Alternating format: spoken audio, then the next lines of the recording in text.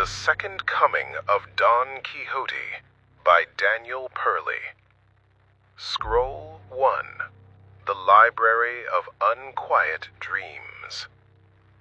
The dust in the small, windowless office of the Van Buren homeless shelter was less a settled powder than a living, perpetual haze. It coated the spines of the 300 donated, mismatched books comprising the shelter's library, a silent testament to institutional neglect and the transience of its patrons. Here, surrounded by the ghosts of printed thought, sat W.O. Quixote.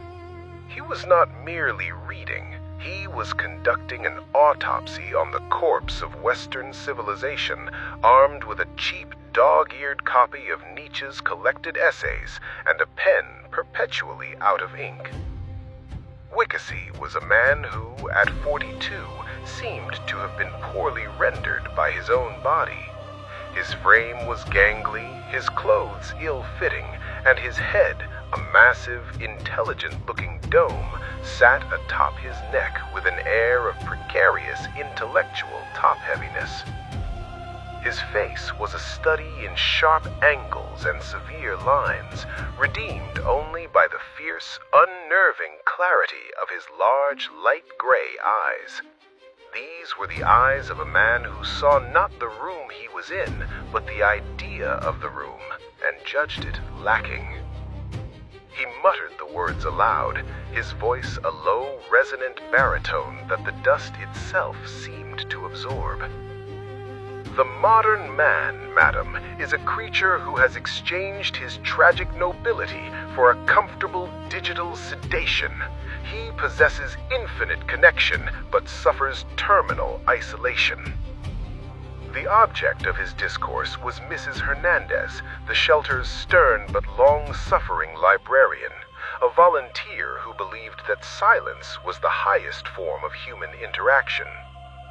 "Mr. Quixote," she sighed, without looking up, "you are not supposed to be talking in the library. This is a place for quiet reading, not for making speeches." Quixote laid Nietzsche down with the reverence one reserves for a sacred text, and beamed at her with a furious energy. "Ah, madam, but silence in the face of such overwhelming spiritual bankruptcy is not contemplation, it is collusion. A library is not a mausoleum of thought, but a revolutionary's arsenal. And what is a speech but a Socratic skirmish against the monstrous legions of the unexamined life? I ask you, where are the epics today? Where are the crusades? We have banished the dragon of ignorance from the castle, only to bow before the petty tyranny of the routine." Mrs. Hernandez finally looked up, her expression a perfect blend of defeat and annoyance. "Mr. Quixote, the routine is what keeps the heat on." "The heat, madam, is a comfort suitable for cattle. Man requires the fire of purpose. For many years I have been incarcerated by the mundane, living here not as a man, but as a filing error in the municipal database. But the winds are changing. I have seen the signs. The age of the armchair philosopher is over. The age of the active, errant knights is upon us." Quixote stood up abruptly, knocking a stack of paperback romances to the floor. He ignored them. He was not looking at Mrs. Hernandez, but past her, toward the single bulletin board cluttered with job listings and community notices. "Just as the original Don Quixote saw giants in windmills, so do I see the true face of the world today. Our giants are not of cloth and wood, but of bureaucracy and digital disconnection. Our dragons are the algorithms that shackle the creative mind to the servitude of the predictable.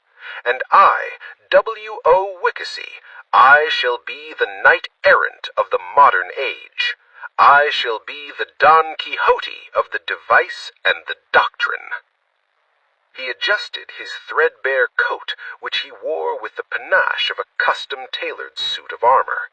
In a sudden, quiet motion, he snatched a single flyer from the bulletin board. It was a notice for a free legal clinic being held downtown. "The quest begins, madam," he whispered, a dangerous smile touching his lips. "The holy grail of our age is not a cup, but a precedent, and I shall win it not with a lance, but with a syllogism."